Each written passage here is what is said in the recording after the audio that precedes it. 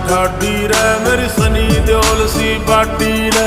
दूध दही का चस्का से एक पीला हाथ की काटी रे, पीला हाथ की काटी रे। ओ हाँ बनाई ठाडी रे मेरी सनी देओल सी बाटी रे।